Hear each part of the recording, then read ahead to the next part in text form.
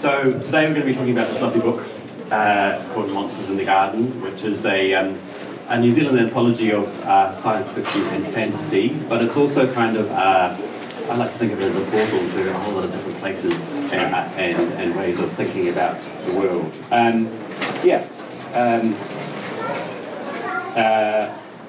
The anthology is edited by Elizabeth Knox and by David Larson, and I thought I'd just start by introducing the rest of the panelists here.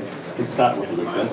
Elizabeth is the author of numerous novels, I think 13 now? It's 13. 13 novels, books of essays and memoir. She has won more awards than I have time to tell you about, as have both my other panelists today, so I won't list them all. But needless to say, they're all award-winning and extremely talented and prolific. Next, Tina Makereti. Tina is a writer of both fiction and non-fiction. She has written, I think, 3 books of her own, the latest being The Imaginary Life of James Puneki, and also she's co-edited a book of Māori and Pacifica writing with Maya, which is like quite recent. And then Dylan Horrocks. Dylan Horrocks, his brother. Dylan is a comic writer and has written for many famous comic staples like DC Comics. He's written Batgirl and other things, but he's probably most well known for his brilliant and extremely beautiful to me comic novels, or perhaps novel comics, Hicksville and Sam Zabel and the Magic Pen, both of which are really wonderful. I highly recommend you going to find them. That's our panelists. What we're going to do is we're all going to read a little bit from the book, from Monsters in the Garden, and then at the end we'll have time for a little discussion about speculative fiction and about its place in the world and the things we like about it. But I thought I'd start by just asking Elizabeth if she could talk a bit about the anthology and how it came into the world and kind of her reasons for bringing it to life. Okay, so all my notes. So, what happened was this wonderful thing was going to take place. Wellington was going to host the World Science Fiction and Fantasy. You need the microphone? Yeah, the microphone. Yeah. Yes, sorry. So I can see you all. Right, so... Right, hello? No.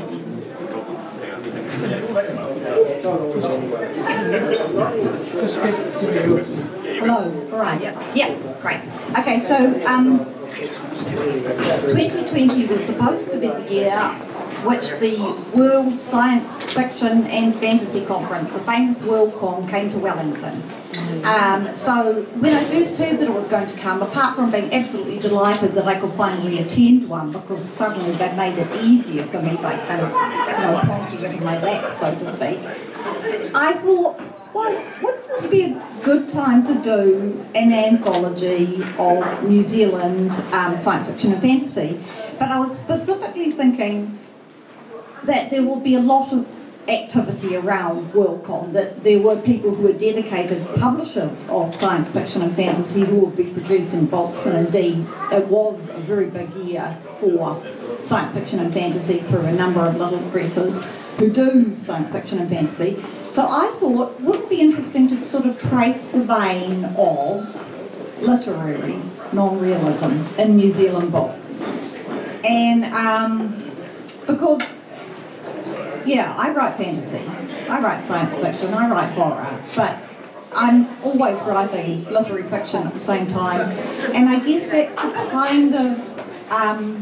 the kind of science fiction and fantasy that I'm most interested in. It's the stuff that, tries to be beautiful and deep and so I thought, well, this is something I know about, so wouldn't it be great to do an anthology looking at that? And And then I thought, well, I'm not really qualified to do all this because I need to also make sure that I've, you know, got enough background about science fiction and fantasy in general. Because I had the literary end pretty much sewn up for my reading. So then I called on David Larson, my fellow editor, because he is a fan and a reader and an expert pretty much. So then I had that, like I had the confidence of a fellow editor, you know, to take the pressure off of the work. And then we quickly decided that what we wanted to do was to publish very few excerpts, because you could have made an anthology entirely out of excerpts of interesting things, but it doesn't make for a very good reading experience. So we wanted to have, for the most part, short fiction. And so we commissioned from people who were previous offenders, generally, in the you know, they had form. So, like for instance, Tina had Let the Record Bone Sing, because I think we started thinking about this probably about simultaneous with the last novel. So I was aware of the novel before that, this wonderful book, Let the Record Bone Sing. So, and Dylan, I knew that Dylan is a very good writer of prose. He's famous for his comics, but he's a bloody good prose writer. He kind of puts the rest of us who spend all our time doing it to shame with how good he is, really. So I thought, well, David and I thought, well, we'll make Dylan give us something, which is pretty much the way it worked. We were slave drivers. So that's an example of these two. And I knew that I've read Craig's novel that won the Adam Prize, and it's science fiction. I thought, yes, so that's how it worked with the people here. And I was determined to do something substantial from Margaret Mahi, because I think she's the foremother of New Zealand non-realism. She isn't the first person, but she's the biggest figure in the landscape. And I knew that she'd written an 800-page adult fantasy novel in the 80s, which she had then rescued a bit of and published that as a young adult book sometime in the 90s, a not altogether successful young adult book, partly because it really did always feel like it was part of something bigger. So I got in touch with the estate, and we managed to find only fragments. So I put together a story, the longest story in the book was Margaret's, a story out of the fragments that I found. So that was kind of what I spent a large amount of my time doing as editor, was working on the Margaret. And it was kind of a literary quest, which I plan to write about at some point. So, yeah, so we put all this work underway, and then COVID happened, and then WorldCon became a virtual event. We waited and waited to see whether it would still happen or be cancelled. And in the end, the organisers decided to make it a virtual event. And they did some really good work. They made that happen, but it wasn't what it could have been. And I decided it wasn't necessarily the right place for this book. You know, among other books where you could sit on stage with people and wave your book around and put free copies under influential people's noses and so forth. So then I thought, well, all right, we'll put it out at the end of the year for the Christmas market. Also, we were dragging our bellies all over the place in the middle of the year because we were all in shock like the rest of the country and the rest of the world. So, yes, we wouldn't have managed to make it for July anyway. So, that's me fessing up there. So, yeah, so what we have here is largely new stories by really exciting writers, and I'm really proud of this. And it is an anthology. It's not the anthology. It doesn't try to be completist. When it comes to the early stuff, it doesn't put in the obvious people. Of course they're the obvious people. We rooted around and found some people who weren't so obvious but were interesting. So it's kind of it's an enthusiast collection of things that we were excited by, and it's meant to encourage people to do more writing this kind of thing. Thank you. Great, thanks, Elizabeth. So now I'm going to get each of our three authors and myself to read. Thank you. Read a little bit, and I think after that glowing introduction, we should start with Dylan. Thank you. Well, yes, thank you, Elizabeth. I have to say that of all the awards over the years, that usually I get nominated for awards and don't win them. That's my usual thing. But the one award that I've won that I am probably more proud of than the other is the Sir Julius Fable for New Zealand science fiction or fantasy, which was for a novella I wrote, and it was a story with no pictures. It was just a prose story, and yeah, that was a weird experience.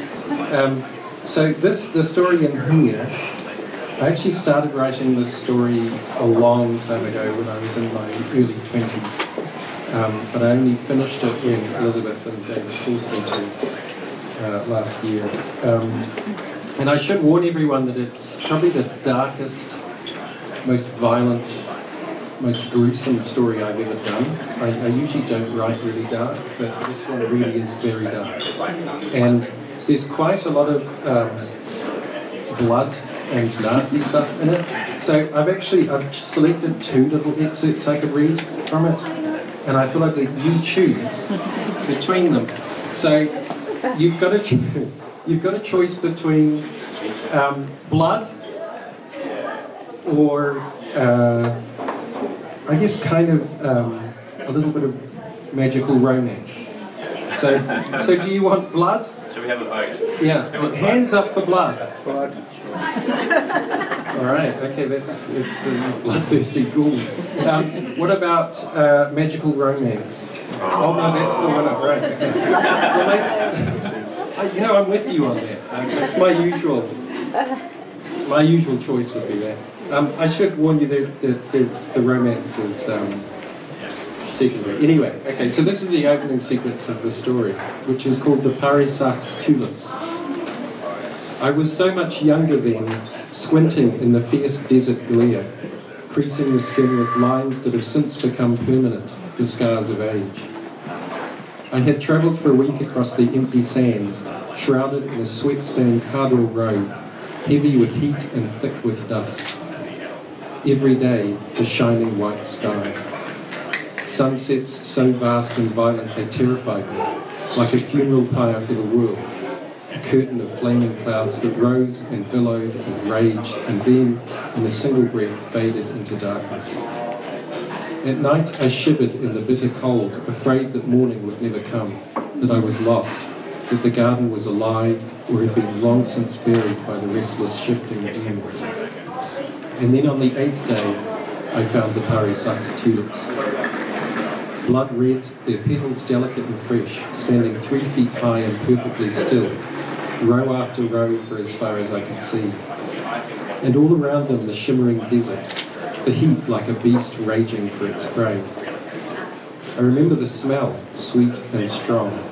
I remember licking my lips and tasting it there, the dizziness it brought. The Kardori considered the garden a false oasis, a place of madness, and gave it a wide name. In Madrania, they call it Catherine's Garden. The story goes like this. 10,000 years ago, or more, the Parisak Razan, a great mage, took as a wife Catherine de Rien. The Parisak adored his new queen, but Catherine did not take well to the desert and longed instead for the gentle landscapes of Angers. She would stay inside and speak only of her home, of lakes and forests and fields of red tulips swaying in the cool breeze. Finally, the Parisak could bear it no longer. He sent his bravest warrior on the long journey to Angers to fetch some tulip seeds. When the warrior returned with 7 heavy sacks, the Parisak went out into the desert and scattered the seeds across the sand, singing his wife's name as though chanting a spell. Catherine, he sang, Catherine. The sun still beat upon the sand and the sand stayed dry as dust. But where the Parisak had sung Catherine's name, the tulips grew, their stems strong and succulent, their petals full and bright. From that day on, the Parisak's wife was loyal and affectionate, and she bore him 7 sons and 7 daughters. A story told by people who know nothing about magic.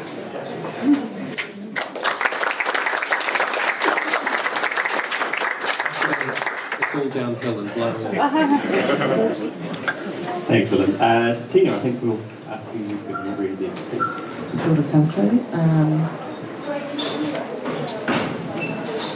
Straight in. This is called The Children. It's a big book to hold. The first time Eloise sees the boy, she's thinking of her daughters. When she thinks of them these days, Afi in Rome and Rosie in Auckland with Jake and the children, an odd feeling takes up residence where love or melancholy used to be. And while this odd feeling is infused with both love and melancholy, and something like wistfulness too, the main body of this feeling, she has to admit, is guilt. She doesn't know why at this stage in her life she still needs to feel parental guilt. After all, her children made it to adulthood relatively unscathed and are perhaps even happy in moments, which in her experience is the most a person can hope for. They are adults who have enough choice in life to get educations, partners, travel, children, or not children. She gave them everything she had, and when they were hers. It wasn't perfect, not at all. There was too much tiredness and anger for a start. But she knows she did what she could, and they came out okay. She didn't look away once, not really. And now, see, they are fine. She can hold her head up. Only that's not what the feeling says. The feeling takes hold of her head in both hands and forces her to turn towards all the small failures, and she cannot look away. The time she moved Afi from a childcare she loved to one she hated. Afi taking forever to put on her shoes at the door, dragging her little bag to the driveway, crying in the car. The day she lost her temper with Rosie and told her to fuck off.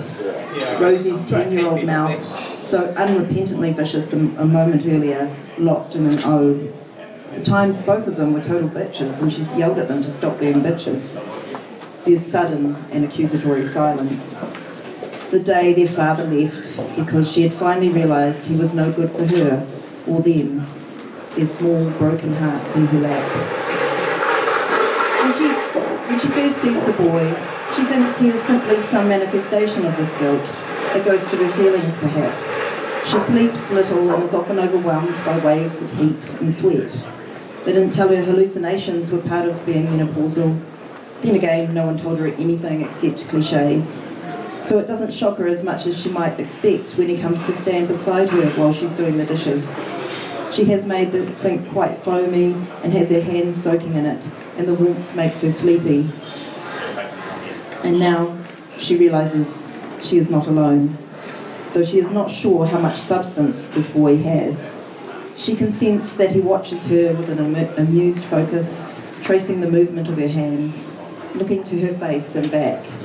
She doesn't look directly at him, but when he begins to lift his own hands in a precise copy of her movements, she almost freezes. She assumes that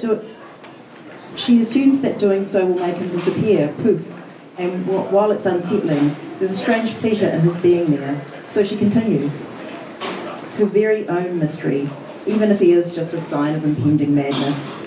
She's of a mind to indulge this and dismiss the vague suspicion that she might regret her indulgence. You are a lonely, crazy old lady now, she says to herself, and who will deny you your phantom boys? She doesn't know when he dissipates. He is there, and then, when she finishes the dishes, he is not. And she can't remember the transition from presence to absence. But then she can't remember his arrival either.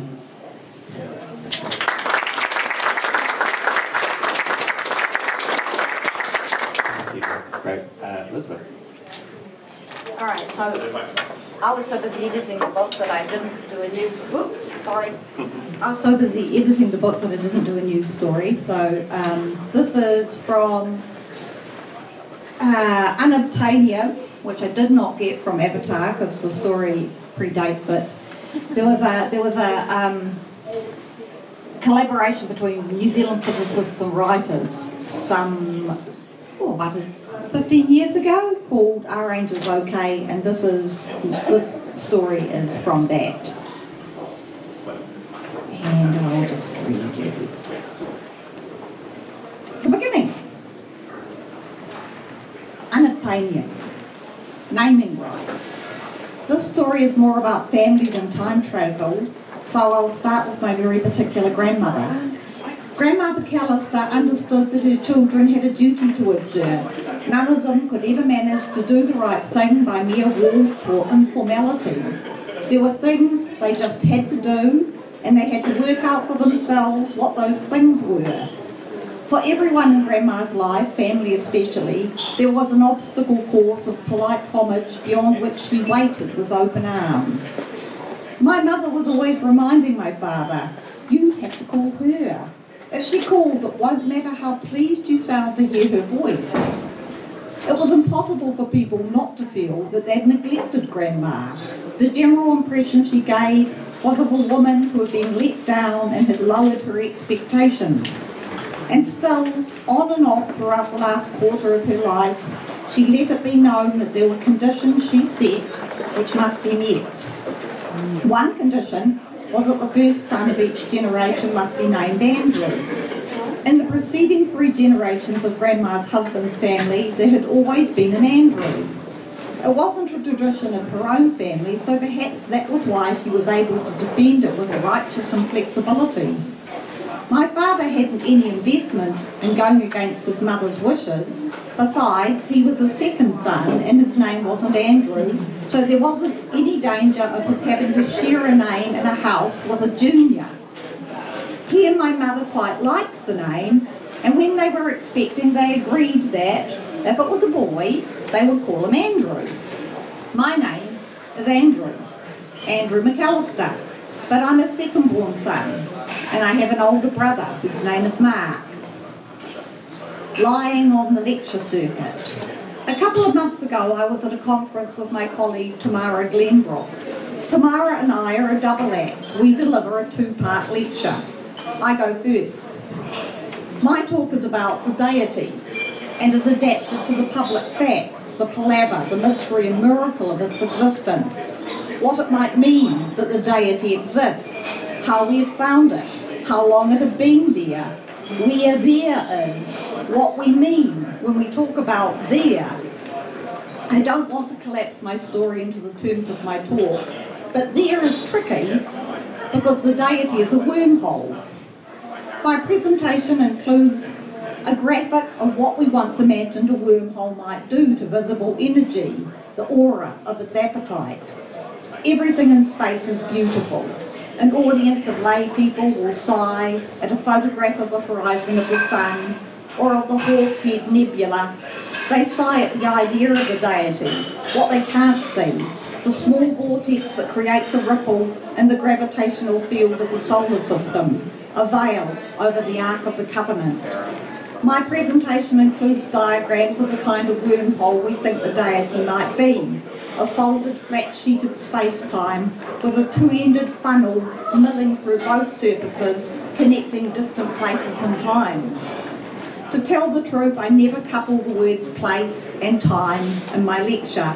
I say place and period because it is our firm belief that the deity provides the possibility of time travel on a human scale. We do think we know when it might first have appeared, its downstream end. We only have to prove it. So, to tell the truth, in my lecture, that is what I do. I tell as much of the truth as I can by saying place and period. I allow myself that.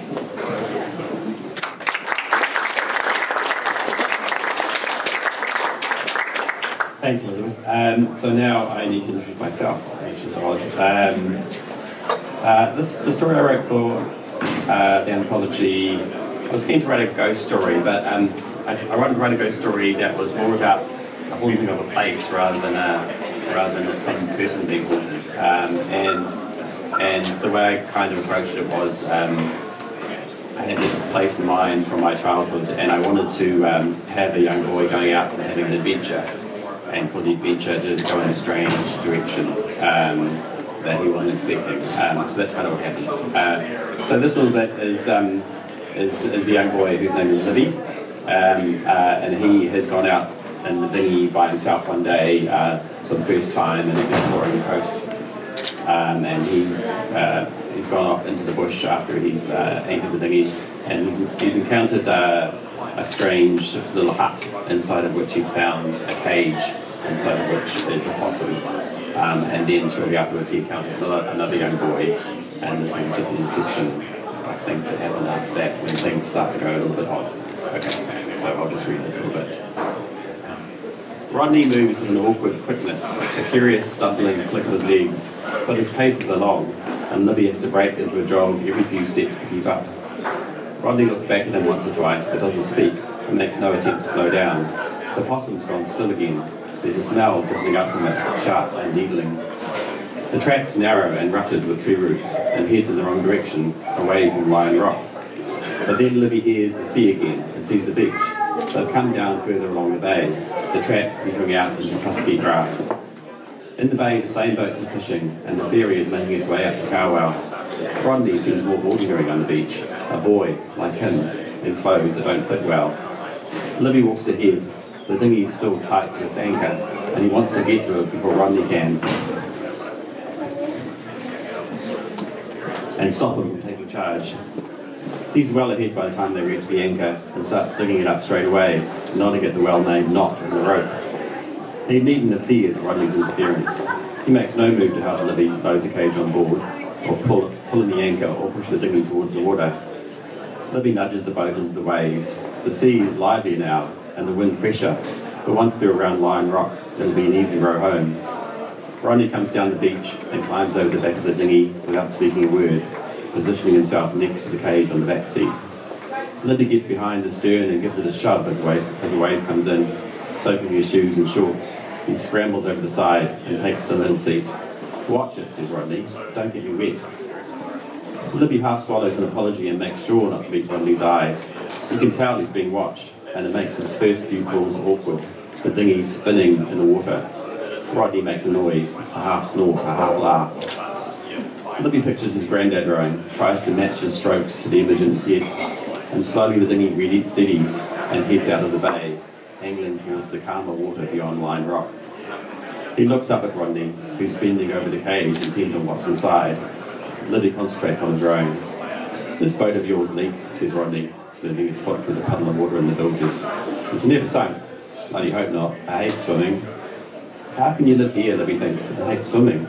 Some days he's barely out of the water, only emerging to eat. They're pulled around Lion Rock now, and immediately the water's flat again, and the wind has dropped to a breeze.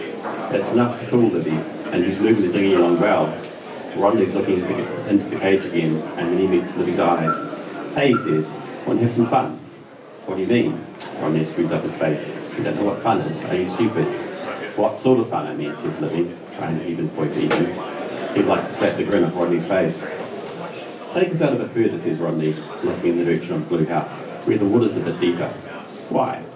"Show you when we get there," says Rodney. And when Libby makes no move to alter course, "Oh, come on, it'll be good." Libby swings the dinghy reluctantly. He'd like nothing more than to drop Rodney on the shore and go home. He can see it won't be that easy. He could take the dinghy in now and leave it there and walk home, but Rodney would mock him, and he'd be abandoning the charge of the boat. There in deep water, the Blue House is visible on the shore. "This will do," says Rodney. "Come and get this cage." Libby ships the oars and reaches for the cage. The dinghy wobbles as his weight shifts. Rodney stands, lifting a foot onto the back seat, bracing himself. The dinghy wobbles a little more. "Pass it to me," he says. "What are you going to do?" "Just pass it over." But Libby doesn't. "Come on," says Rodney. "You're going to put it over the side," says Libby. "So what? Better this way than what my father does to them." "He wrings their necks with his hands. He likes doing it." "No," says Libby. Rodney stares. Libby moves backward with the cage, expecting a lunge, but his feet tangle on the rope and he falls with a crash. The cage bangs against the gunwale, and out of his hands there's a large splash. When he regains his feet, the cage is gone, and so is Rodney. Thank you.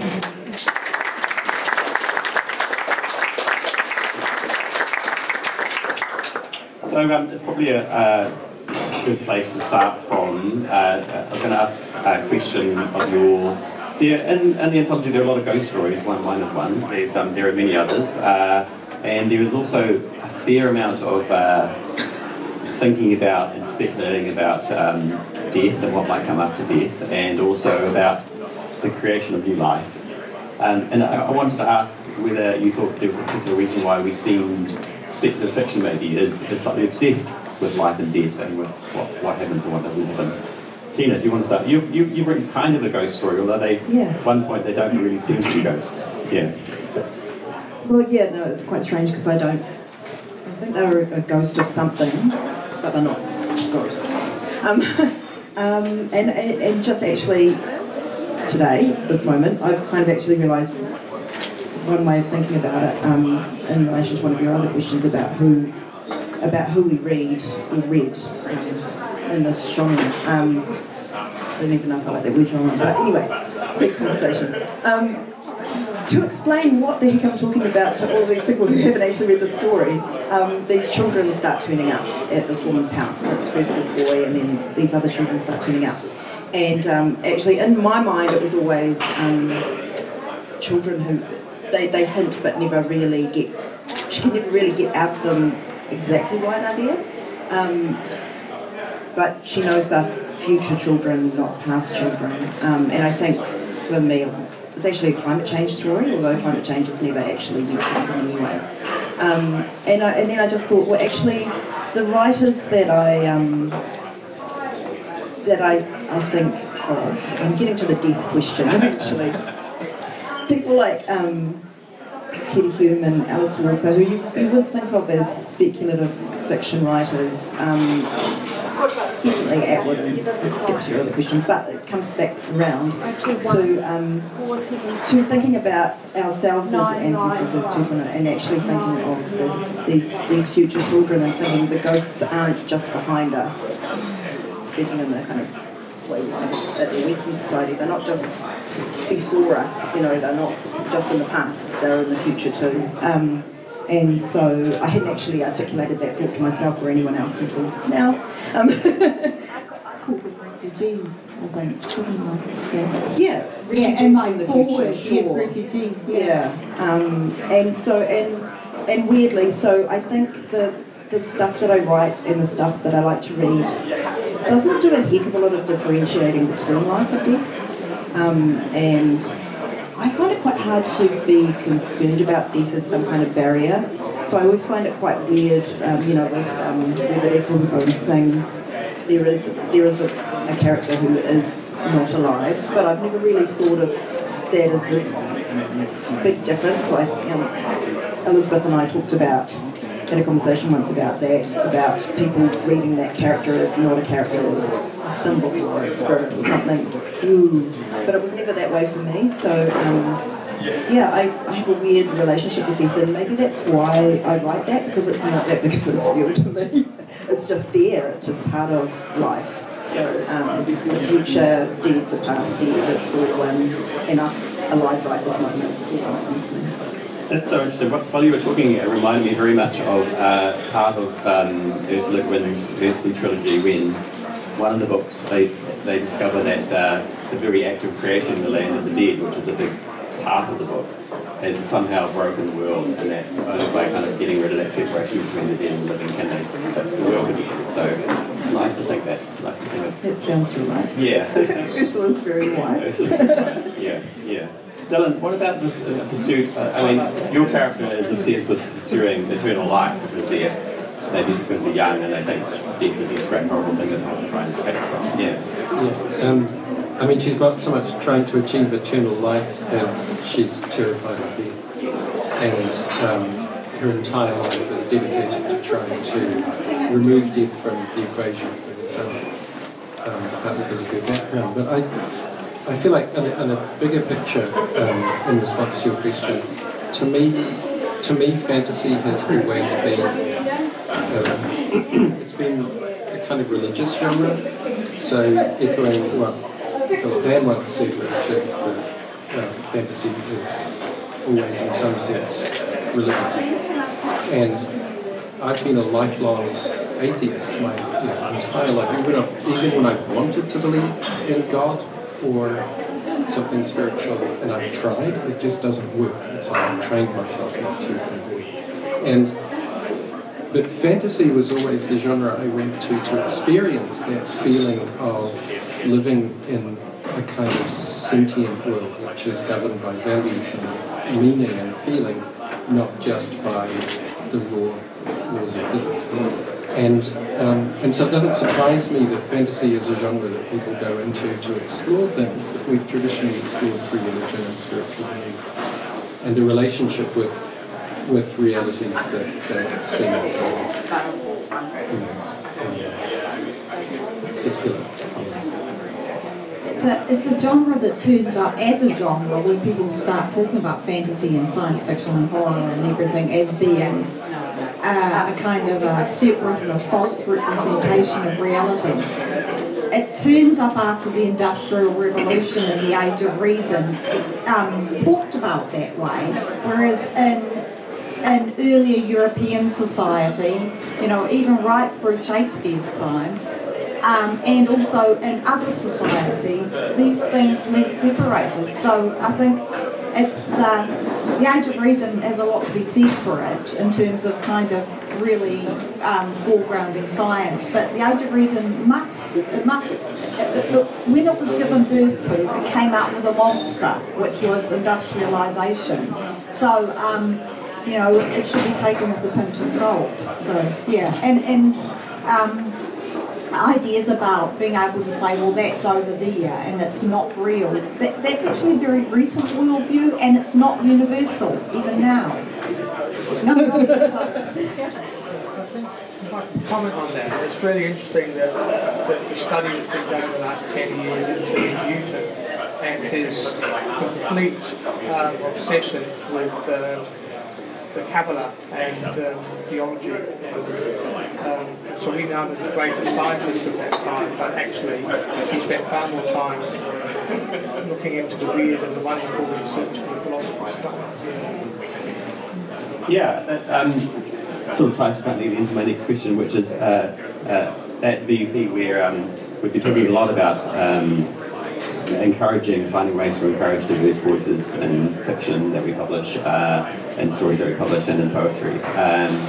And I had this idea that by its nature, speculative fiction is really well placed to do that. Maybe it somehow allows more space for the writer to talk about anything they want to talk about. And is it a place that diverse voices are more welcome, do you think, than in traditional literary publishing, perhaps?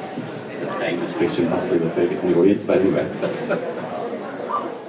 Can I start? I just think, I think obviously it can be, but I think where we are at now with imbalances being redressed finally, and more interest being taken in the sort of urgent depiction of underrepresented realities. Some of the very best stuff is appearing in non-fiction, because it's the obvious place for people to start representing the underrepresented realities. And then what I think is gradually happening is that kind of, hopefully is happening, is that kind of openness and welcome from, not just from publishers but from the reading public, moves from that, somebody telling their story, which is obviously autobiographical, to telling, to sort of doing the modernist thing and doing realist fiction and then non-realism, and that it's all a kind of a movement of welcome.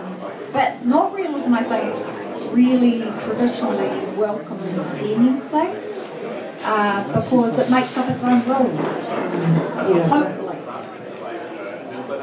Adding to that, sorry, it's such a question. I don't know where the line between realism and non-realism is. I don't know where the line between non-fiction and fiction is.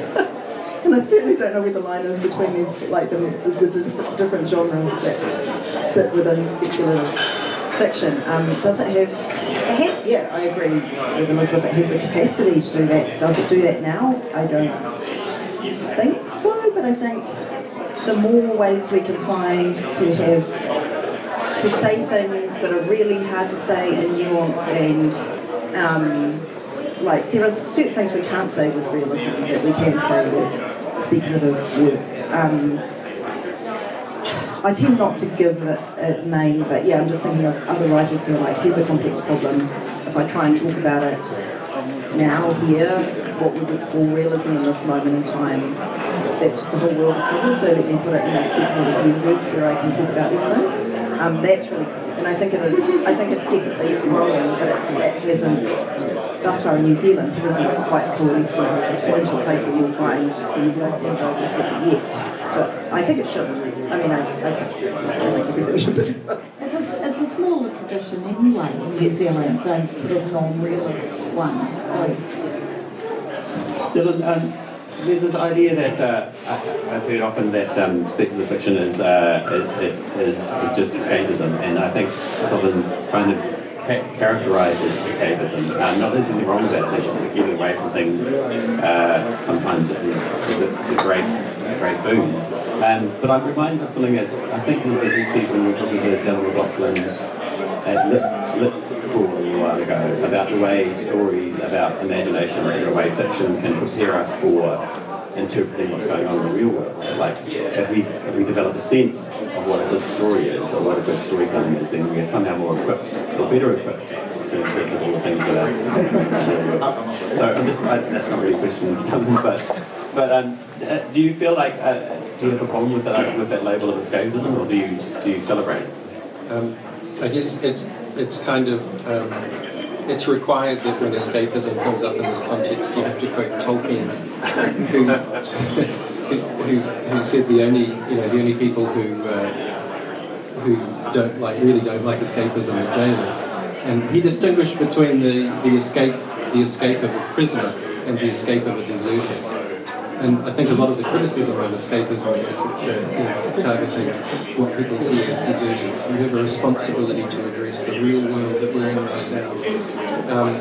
But I don't know, to me it's kind of, and I have absolutely no problem with escapism and seek it out all the time. And there's plenty to escape from, especially at the moment.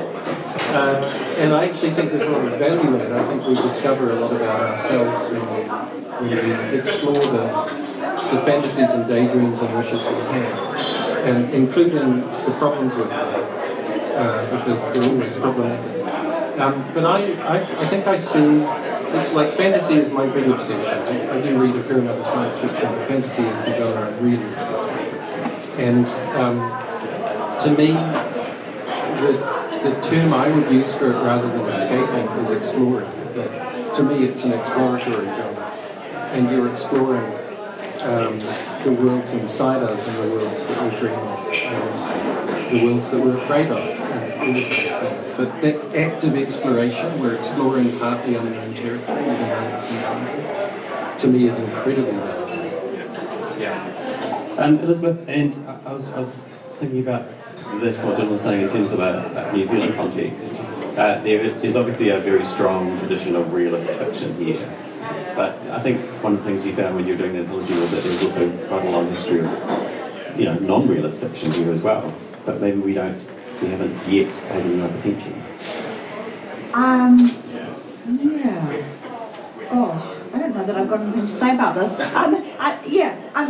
I do like to be able to trace a line and go, this person's been writing some really interesting non-realist stuff as well as their realist stuff, and to be able to do that. Just to point out the options, but there are writers who, in terms of their sensibility, the way they saw the world, that they were breaking through accepted ideas of what's real. I mean, social realism is a certain kind of realism that relies on writing fiction about an agreed upon world, whether you're writing against it or writing for it. But there are writers who just don't agree about what other people see when they look at the world. And Janet Rain's a case in point. No matter what she was writing, she was always writing nothing that approached being social realism, despite the really intensely understood social comedy of her works. They're always picking away at the veneer of reality. Yeah. So that's what I think. I just think there's not line. There are people who want to make lines and say, put that over there and say that's childish because it does X, Y, and Z, and I just don't have any time for that. Yeah. You touched on that before, Tina, when you were talking about genre. Do you think it's time we ditch these labels that we've been using for various genres and just talk about storytelling? Yeah, it's really strange because I say that and then I don't read fantasy that Dylan so has such a beautiful relationship with. So I think that these labels are useful to an extent in terms of that's where that sits and that's something that I really like, so I'm going to go look at lots of those. I kind of like stuff that mixes genre quite a lot, so that's why I have a hard time with those straight lines as well, those hard lines, because I like the stuff that does a bit of both. I like the stuff that's literary and speculative and culturally doing something interesting, all that stuff. But the ones that occupy a whole invented world, I sometimes find it hard to get into, whereas I know that for some people that's the thing. Whether it's a sci-fi world or fantasy world, that's the thing I'm talking about. And so, like, I kind of have respect for those categories if they're helpful to people. But, I think there's some kind of hierarchical relationship with realism and other forms that is unhelpful.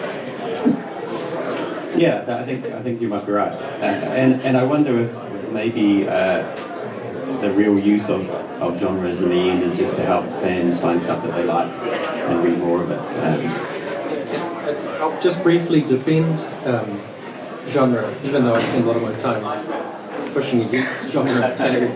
But to me, there are two real uses for genre that I really value, and one of them is community. That once a genre kind of becomes defined or defines itself, or people embrace that definition, communities form around it. I've spent much of my life in a number of those communities, comics, fantasy, fandom, role-playing games, and all of those communities have really enriched my life, and I really value that. And these communities build conversations of their own that the rest of the literary world isn't paying attention to, and those can sometimes be the most exciting and valuable conversations about exploring literature and ideas and so on. But the other value for me is that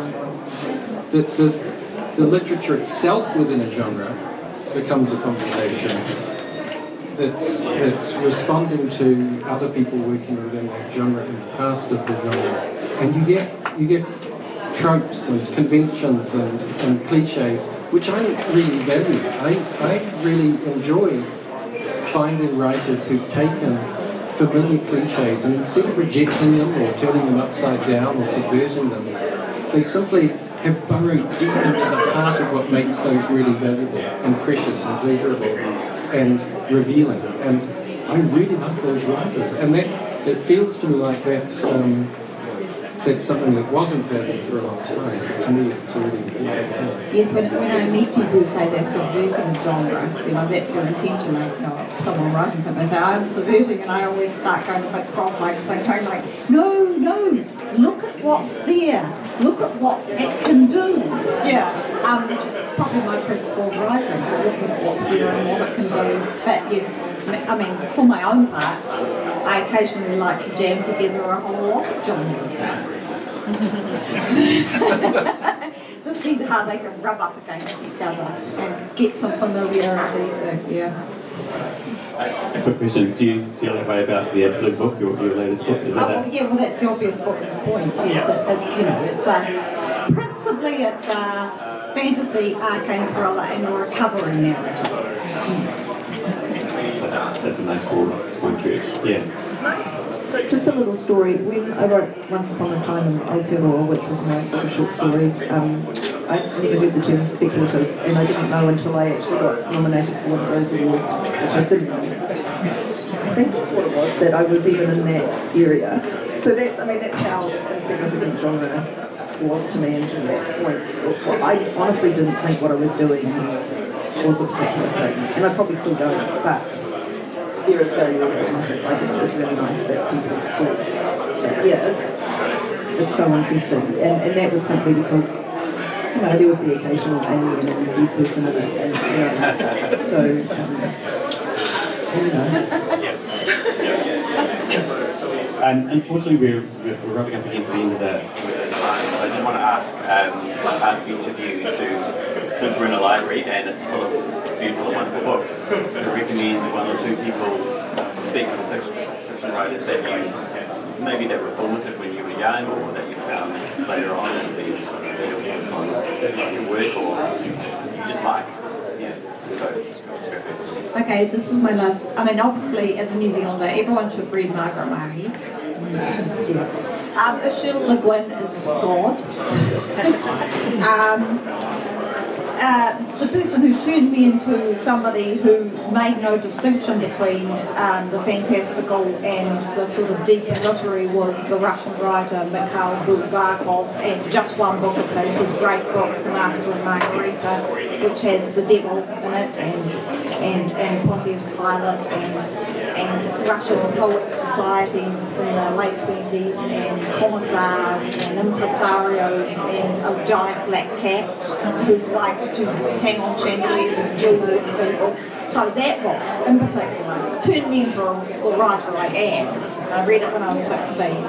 And the other writer I like to try to get everyone to read at the moment is Victor Naval, who is a horror writer from America, who is a very literary horror writer with a very unusual brain, and everything he does delights me. Great. I feel like I'm going to be really obvious. I've kind of already answered some of the question earlier. Yeah, mine are probably all known suspects. And I'm going to talk about formative things. So Margaret Atwood and Handmaid's Tale were kind of like, that was a real formative book. Alice Walker was really formative. And the book I'm thinking of is The Temple of My Familiar. I don't know if anyone is familiar with The Temple of My Familiar, but it's one of, I think, lesser known and maybe lesser accepted. I read it since I was a teenager, but I just loved it, and it had, you know, people living many lives with, you know, previous lives had been a lie and stuff like that. There's this whole universe. And I think because I was reading writers that people saw as realist and then they were entering into these other territories, that might be another reason that I find them hard to distinguish. I don't even know. I mean, I want to say again, I don't know where she sits in things. And then more recently, it's the obvious names like Neil Gaiman and Margaret and George Saunders. Again, it's George Saunders.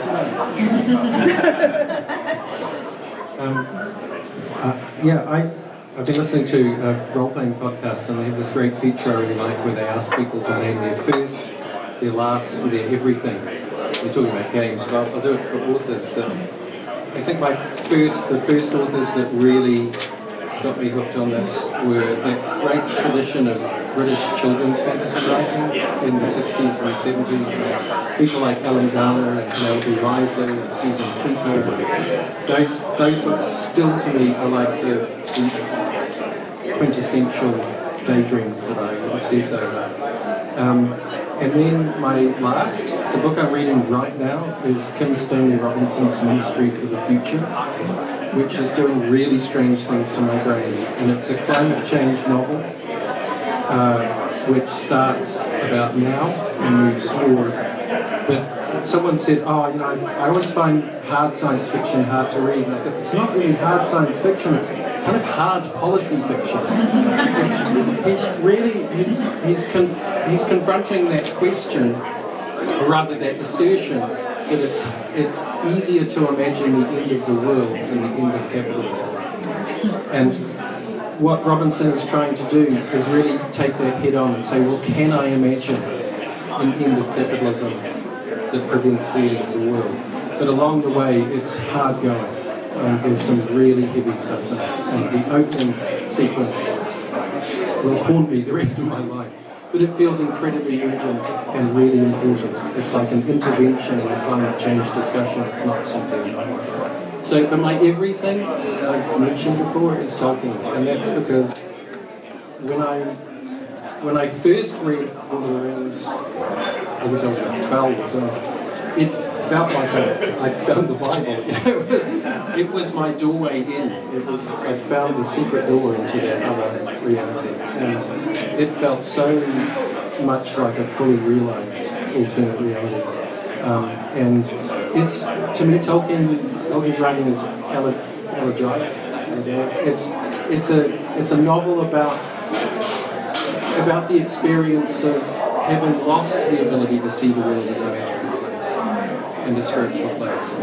It's about living with the aftermath of that and looking back and expressing great love for it, but also realising that it's gone and saying farewell to it. And I feel like I've never found anything in fantasy since that quite touches that.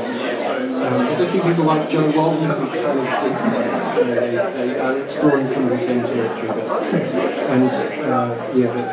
So I feel like I've been in a lifelong conversation with Tolkien. Even though I've only read Lord of the Rings 3 times, I'm not one of these people that reads it all the time and can quote the names of every elf. I really don't. I can't do that.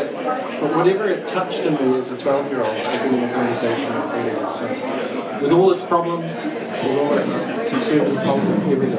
It's a very big part of it. Great, thank you. I think that's probably our time. So it's probably a very nice place to finish with that door into a different place. Thank you. So if we could just please thank Dylan and Tina and Elizabeth.